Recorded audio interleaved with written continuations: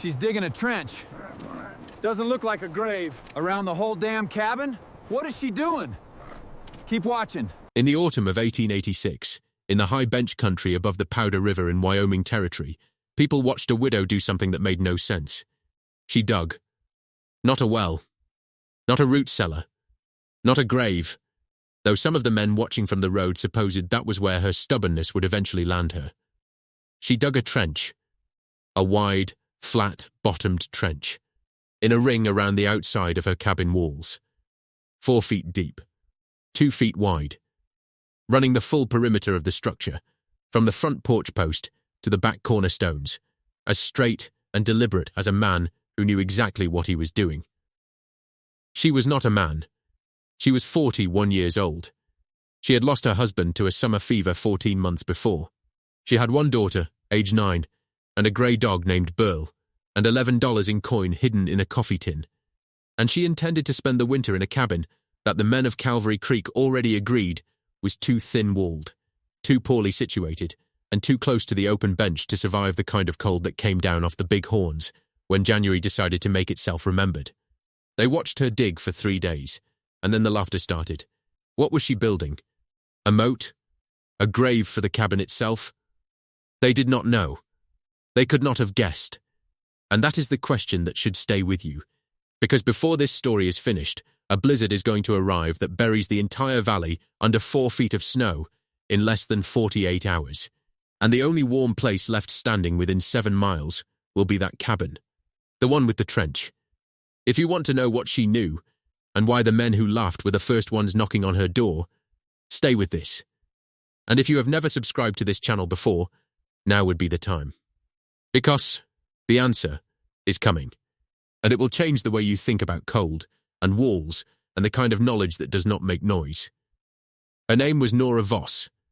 She had come to Wyoming with her husband Carl in 1879, the year after the territorial legislature opened the bench lands to homestead claims. Carl had been a carpenter and a careful man. Not brilliant, not bold, but steady in the way that a good post fence is steady, doing its work without asking to be admired. He built their cabin well enough. 16 by 20 feet, squared pine logs, chinking of clay and grass, a stone fireplace on the north wall that drew clean when the wind cooperated. It was a cabin that would serve a family through moderate winters. Carl had always intended to add a second skin to the outer walls before the hard years came. He died in July of 1885, before the work was done.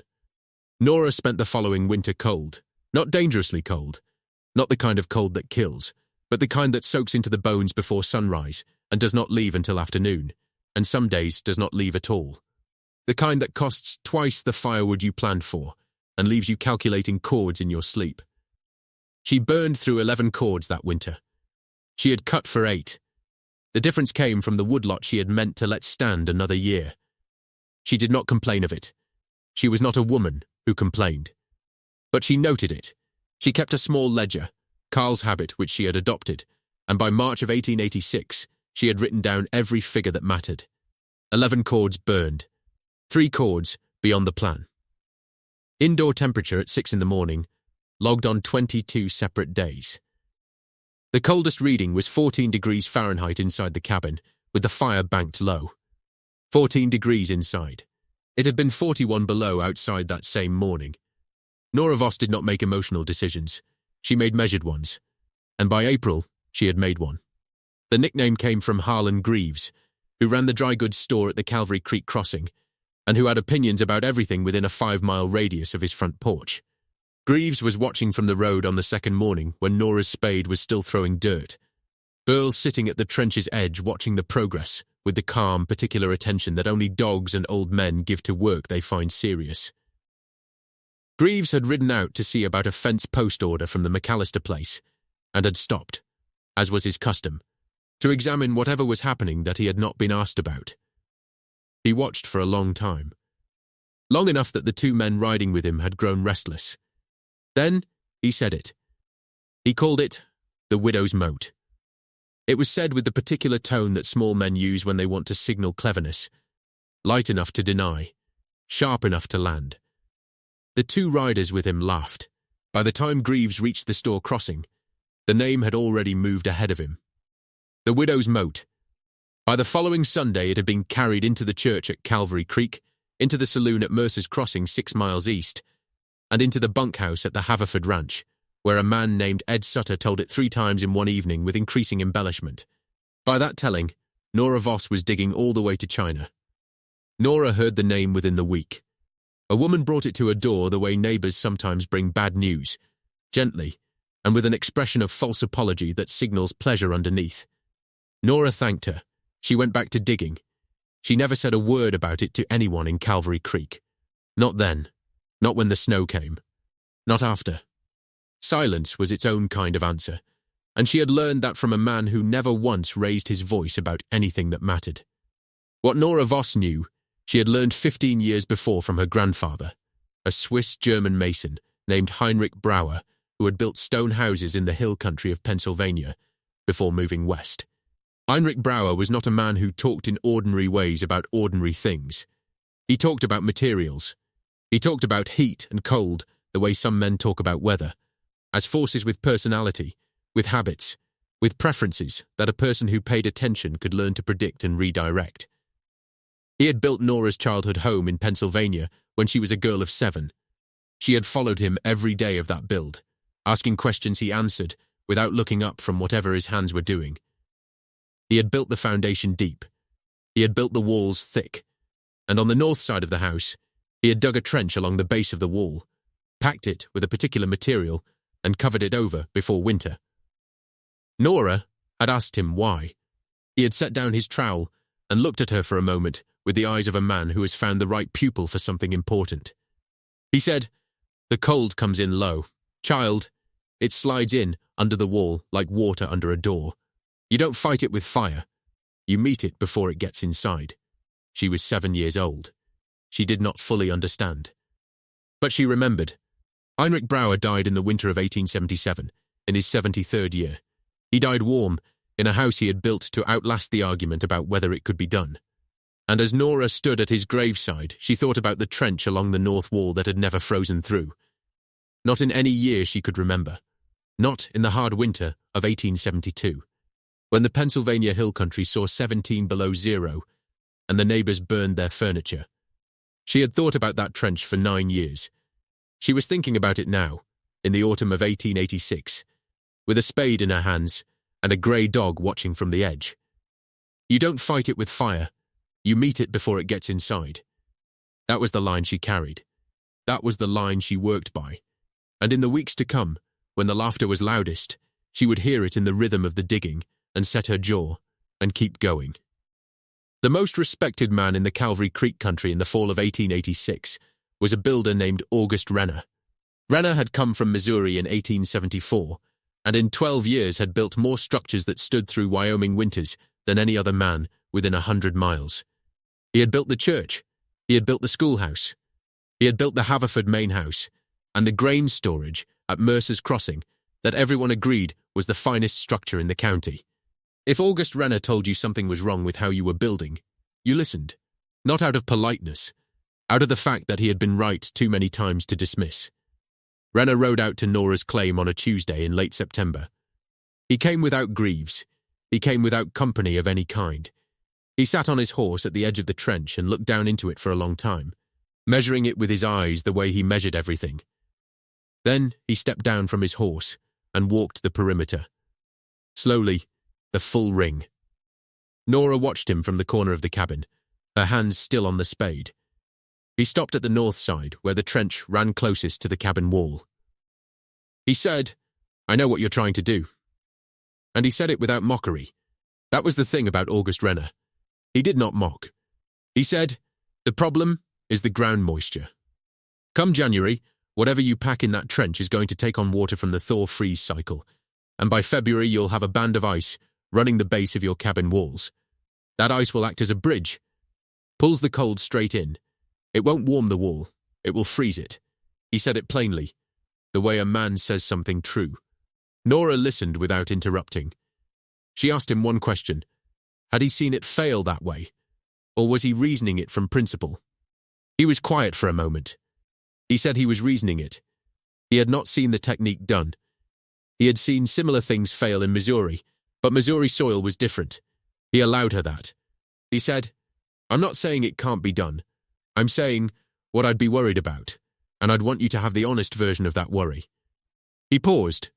He looked at the trench again. He said, "If you're packing it with something that breathes, something that doesn't compress solid, you might hold off the ice bridge. But I don't know for certain." Then he said, "You're a careful woman. If anybody in this valley is going to make it work, it would be you." He rode back to town. It was the most useful conversation Nora Voss had in the entire year of 1886. Because August Renner had told her exactly what to watch for. He had named the risk without exaggerating it. He had given her a real problem to solve, and a real path through it. She spent the next 3 nights in her ledger, thinking about moisture, air, and what her grandfather had said about breathing walls. And in the morning, she changed her packing material. The digging was finished by the 1st of October. The trench was 4 feet deep, 2 feet wide, and ran the full 48 feet of the cabin's outer perimeter.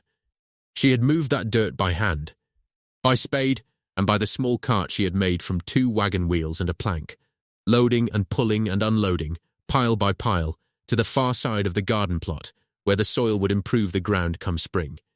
It had taken 11 days. Her hands had bled on days 3 through 6. The palms, where the spade handle wore its grooves. She wrapped them in linen strips in the evenings and kept them dry overnight, and by day 7 the calluses had come in properly, and the bleeding stopped. Earl had supervised the entire operation from the trench's edge. What she packed into the trench was not dirt. It was not clay.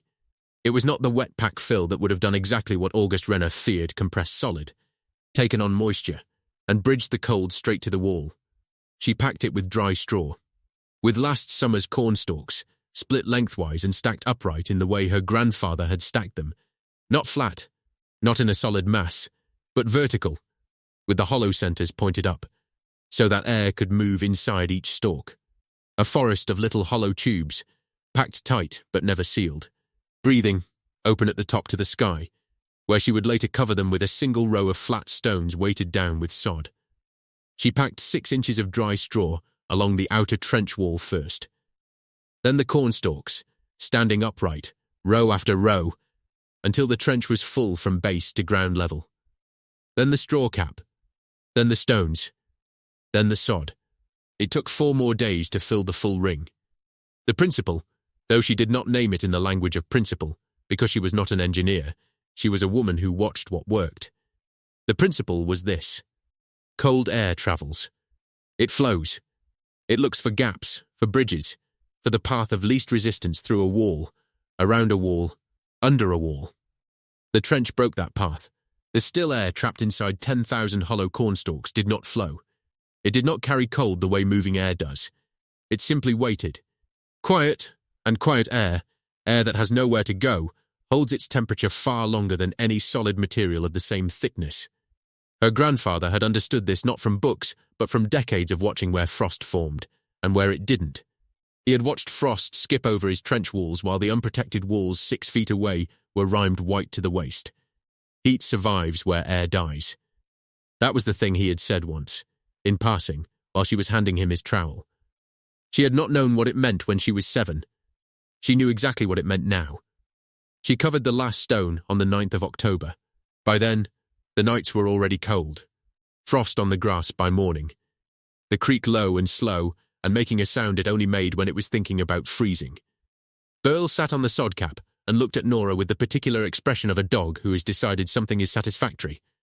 Nora put her hand on the dog's back and felt the warmth there, the living heat held in the thick coat, and thought about the winter ahead.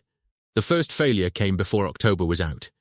She had been watching the north wall carefully, checking the base of the outer logs every other morning with a bare hand, feeling for cold seep and for the particular damp that signals ice formation below grade. For the first 2 weeks, the wall was behaving well.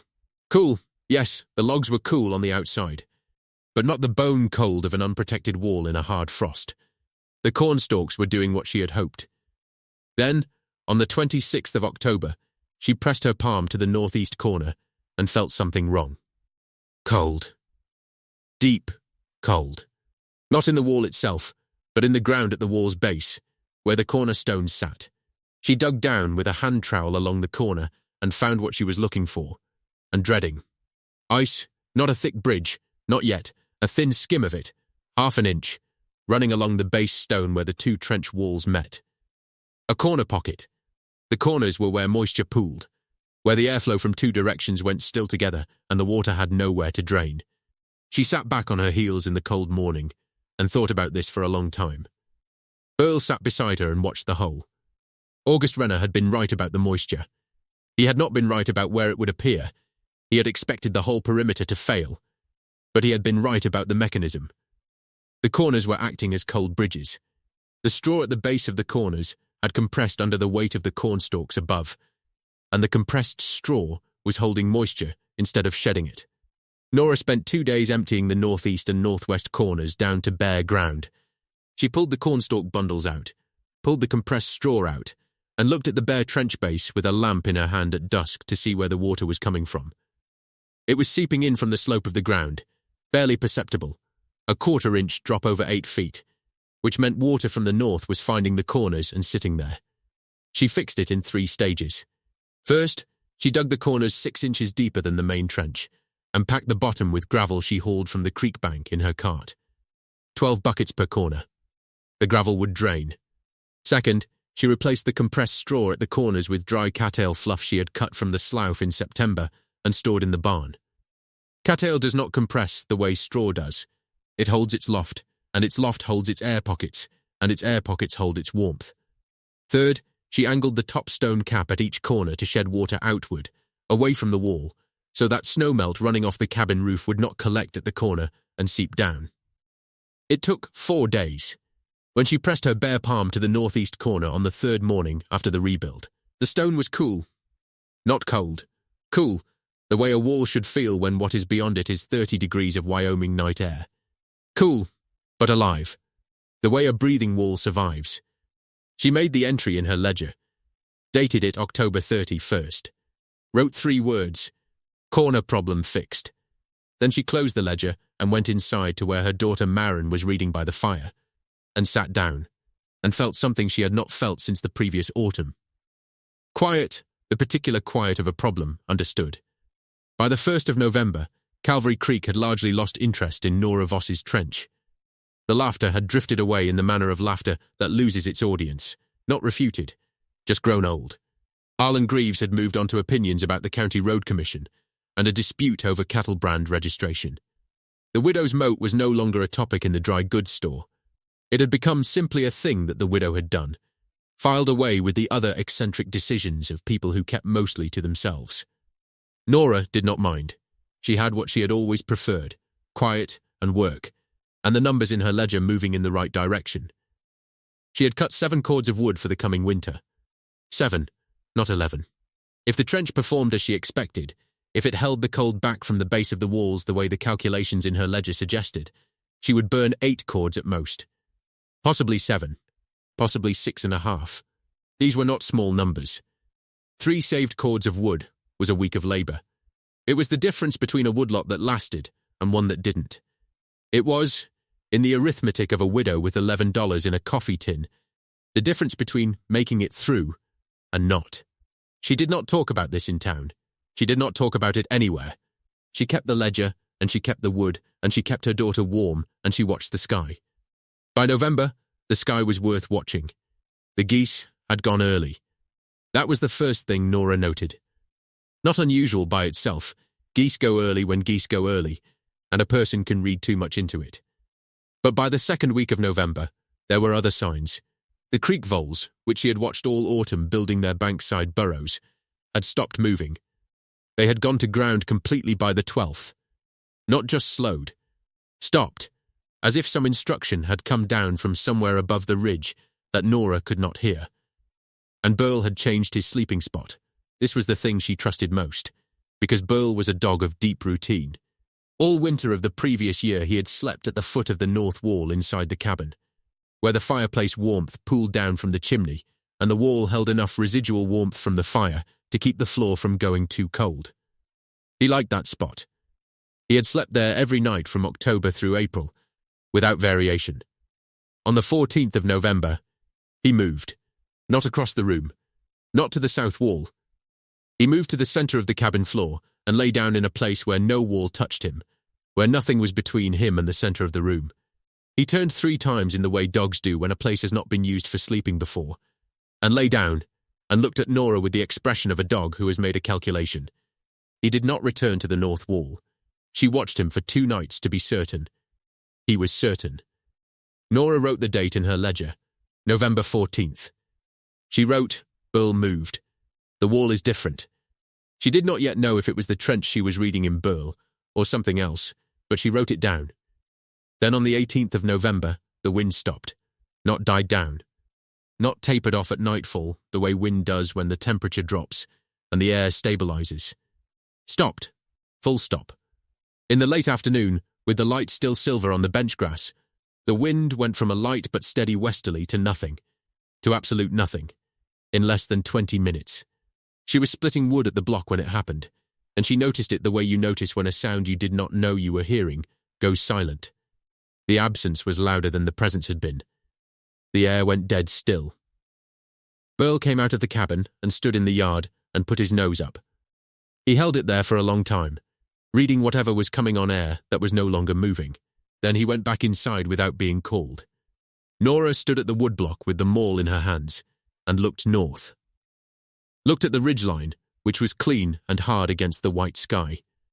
Looked at the way the cloud layer above it was moving, not from the west, the way clouds usually moved, but down, pressing down, from north to south, the high shelf of it descending the way a lid closes over a pot.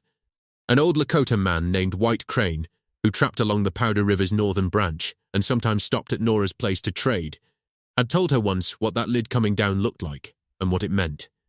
He had said, "When the sky comes to the ground, stay inside." He had said it plainly, the way you say something you have learnt the hard way, and do not enjoy knowing. He had said it in October. She had thought of it since. She put them all away. She brought in 2 extra cords of wood from the pile. She filled the water barrel from the creek, 3 trips with 2 buckets, before the light went. She filled the lamp oil to the top of every lamp in the cabin. She fed Burl a full meal, not half. She told Merrin to sleep in her clothes that night. Then she sat by the fire in the dark with her ledger in her lap, and she waited. The blizzard arrived on the 19th of November 1886, at approximately 4 in the morning. It did not build. It did not approach. It arrived, all at once, without a preliminary gust or a warning of heightened wind. The sound it made was the sound of something enormous that has been patient for a very long time and has now decided patience is finished. It came down off the big horns at a sustained wind of better than 40 miles an hour, carrying with it snow that was not falling so much as being delivered sideways. Horizontal. A wall of white that erased everything beyond 6 feet in any direction. The temperature, when Nora stepped to the door for 10 seconds at first light to take a reading from the thermometer nailed to the porch post, was minus 12 degrees Fahrenheit and dropping. By mid-morning it was minus 23.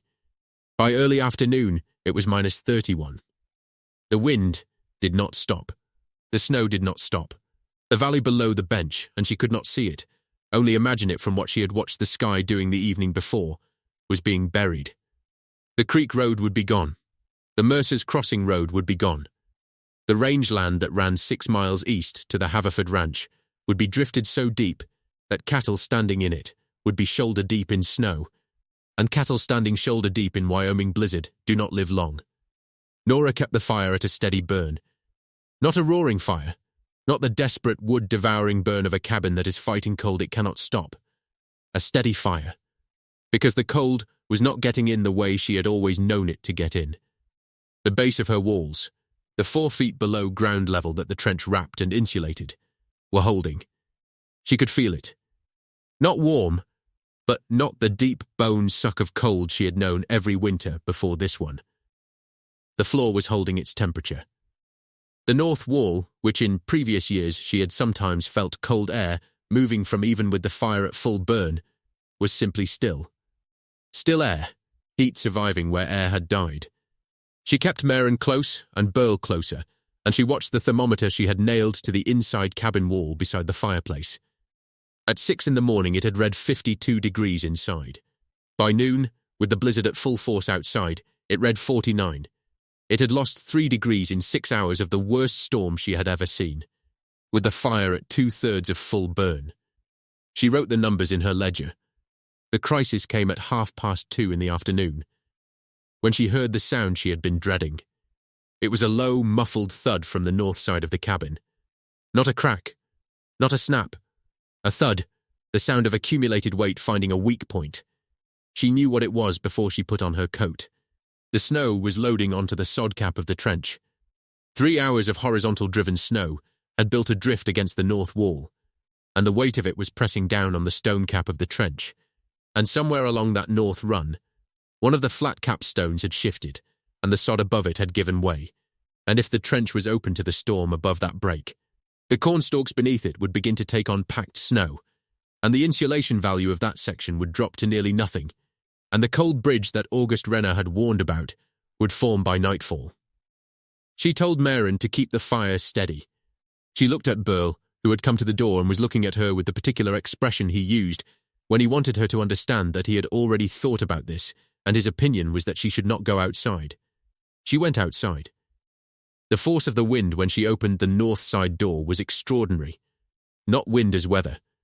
Wind as a physical object, pressing against the door, against her chest, against her face, with a cold so severe it was painful in the first second, and numbing in the third. She had wrapped her face in wool. She had put on Carl's old canvas coat over her own. She had tied a rope to the door handle and taken the other end in her left hand. She moved along the north wall with one hand on the log face and the other on the rope. She found the break by feel. A section of sod cap, roughly 2 feet wide, had collapsed inward, and the snow was packing down into the trench through the gap. She could feel the packed snow with her gloved hand, feel how far it had gone, about 18 inches into the trench top, not yet to the cornstalks below. She had caught it in time. Barely, she had brought a bundle of cedar shakes in her coat. 4 of them, tied together. She wedged them over the gap, pressed them down hard against the capstones on either side, and then scooped the loose snow off the top with her forearm. Fast, working with her back to the wind and her face against the wall. The wind tried to knock her down twice. It did not knock her down. She had one bad step. A patch of ice beneath the blown snow along the base of the cabin, invisible, and her left foot went out from under her, and she went down hard on her right knee, her hand pulling the rope taut, and for a moment she was down on one knee in the screaming white of a blizzard at -31 degrees, with her face 6 inches from the ground, and nothing visible in any direction. She got up. She finished sealing the break. She packed loose snow from around the wall base over the cedar shakes to weight them in place. Then she followed the rope back to the door, hand over hand. Inside, she sat on the floor for 5 minutes without speaking. Burl put his head in her lap. Maren, who was 9 years old, and understood more than 9-year-olds are usually credited with, put another log on the fire and did not say anything about what she had just seen her mother do. Nora looked at the thermometer on the wall. 47 degrees. She had been outside perhaps 12 minutes. She wrote it in the ledger. The blizzard ran for 41 hours. Not 40, not 38. 41 hours of sustained wind above 35 miles an hour, temperature ranging between -29 and -34 Fahrenheit, with total snowfall accumulation that Nora would later measure at 53 inches on level ground. 4 feet and 5 inches of snow, falling in less than 2 days. The valley below the bench took the full force of it. Word that came in afterward, over the following week, as roads were cut and people began to move again, told the story in pieces, the way disaster is always told. One account at a time, each account a little different, all of them pointing in the same direction. The Mercer's Crossing Saloon had lost its roof under the snow weight by the second night. No one was hurt. The structure had groaned for 3 hours before it went, and everyone inside had time to move. The church at Calvary Creek had its north wall cave inward at the foundation. The logs, which had been set on a shallow stone course, had shifted when the ground below them heaved under the freeze-thaw pressure of the building's interior heat against the exterior ice. 3 families in the lower valley had cabins so cold by the second morning that they could not prevent their water barrels from freezing solid, even with fires burning full. 2 of the Haverford ranch hands had lost their way between the bunkhouse and the main barn in the whiteout, and spent 6 hours in the barn before the wind dropped enough to orient themselves. Cattle losses across the valley were severe. The open range had been a killing ground. 8 miles to the northwest, a ranch family had made it through only by burning every piece of loose furniture they owned from midnight to dawn on the second night, when their woodpile ran short. Harlan Greaves, whose house was the largest and best-built structure on the Calvary Creek Road, had made it through well enough. He had resources and a good chimney, and a hired man to tend the fire, but he had burned through his entire winter woodpile in 2 days, and spent the remainder of November desperate for supply. Nora Voss burned 4.5 cords. 4.5 cords in 41 hours of the worst blizzard the Powder River country had seen in the decade of the 1880s. She tracked it in the ledger. She tracked the indoor temperature every 4 hours. Around the clock, the readings logged in 2 columns on a page she later showed to August Renner. Left column, outside temperature. Read from the porch thermometer in the 10 seconds she could stand there to take the reading. Right column, inside temperature. The thermometer on the cabin wall. 6 feet from the fire. The numbers ran for 10 entries. The pattern was the same in every entry. Outside, -29, -31, -34, -32, -29. Inside, 44, 46, 47, 45, 47. Not 52, which was where she had started. Not above 50. The fire was keeping her in the mid-40s, without straining. A fire that should have been struggling to heat a thin-walled cabin with the full force of a Wyoming blizzard pressing against it, held the interior within 3 degrees of its low for 41 hours. The numbers required no interpretation. Nora looked at them in her ledger the morning the wind finally stopped. She sat at the table with the lamp on, and the cabin warming back toward 52 degrees now that the blizzard had released its grip, and she looked at the 2 columns of numbers, and she thought about Carl, who had always said the ledger was the only honest voice in any argument. She thought, he was right. She closed the ledger. She put on her boots and went outside to begin clearing the door. The knock came 3 nights after the storm. She heard it at dusk, after Marin was in bed. Burl heard it first. His head came up from the floor with the particular alertness that is not alarm, only attention. Then Nora heard it too. A knock, deliberate, 3 times. She opened the door. August Renner stood in the snow, hat in hand. Behind him, further back in the dark where the lantern light barely reached, were 2 other shapes. She did not try to see who they were. Renner said, "I need to speak with you, if you'll allow it." He said it quietly and without preamble, the way a man speaks when he has thought carefully about what he is going to say. Nora stepped back from the door. She did not speak. She held the door and gestured inside with one hand. Renner came in. The 2 figures behind him came in. One of them was a ranch woman from the lower valley, a Mrs. Alderman, whose cabin she had heard had taken cold badly during the storm. The other was a young man she did not recognize, who might have been a ranch hand, and who stood near the door as if he were not certain he was entitled to be in the room. Nora put the kettle on. Renner looked at the thermometer on the wall. He looked at it for a long time. The fire was at normal burn. Not a big fire, not the kind you make when someone is coming, just the ordinary fire she kept in the evening. The thermometer read 54 degrees. He looked at the ledger on the table. She had left it open to the 2-column entry. She did not offer it to him, but she did not close it. He looked at it from where he stood, read the columns without picking it up, and was quiet for long enough that the kettle began to murmur before he spoke. He said, "I was wrong." He said it plainly. No prefix, no qualification. The way a man says something true. Nora poured the tea. He said, "The corner detail I would have worried about. Did it give you trouble?" She said, "It did. I caught it in October." She told him how she had fixed it. He listened without interrupting, and she saw him filing it away the way a builder files a detail he intends to use. He said, "The gravel drainage." He nodded. He said, "Of course." Mrs. Alderman was warming her hands on the mug. The young man near the door was looking at the thermometer as if he could not entirely believe the number on it. Nora did not ask why they had come. She understood why they had come.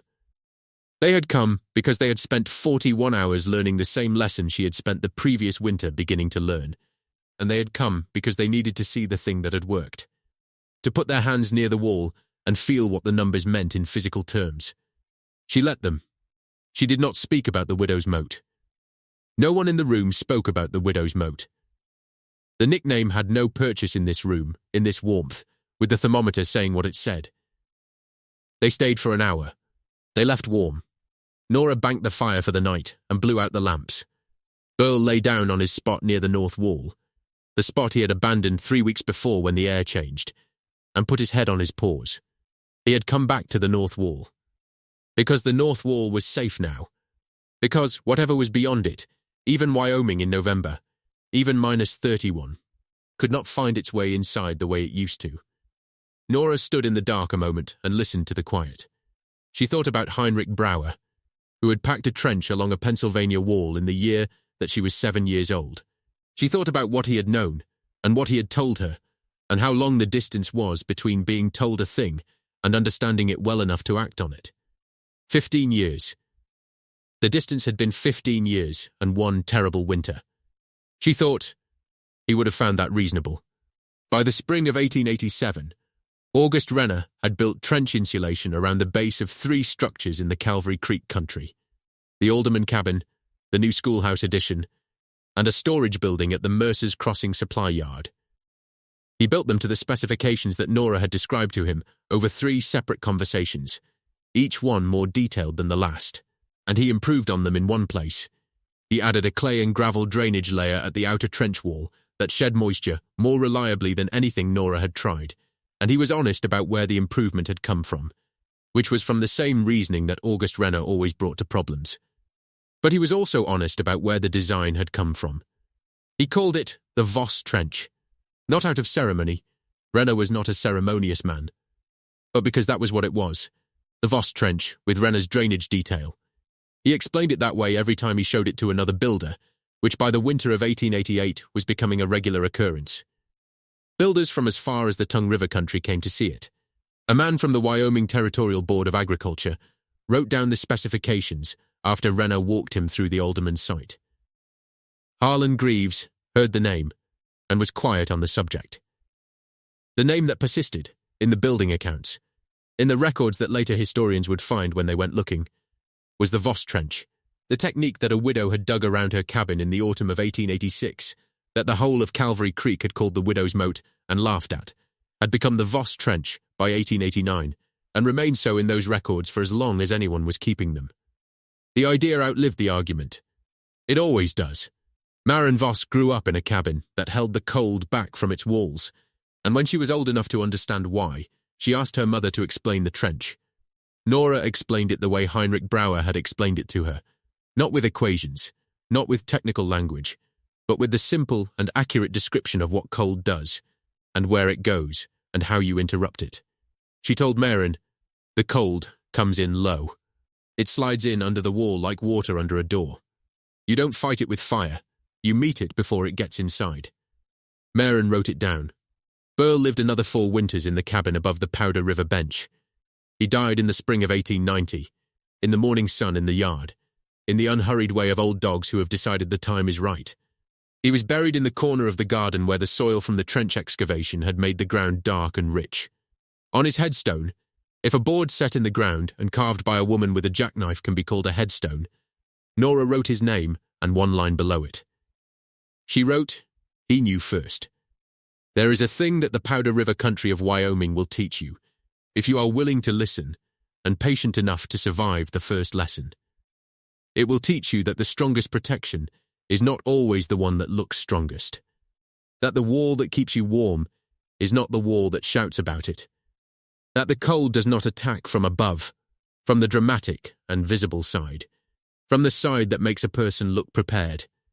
It attacks from below, from the base, from the place you forgot to think about because it was quiet and underground and not making any noise.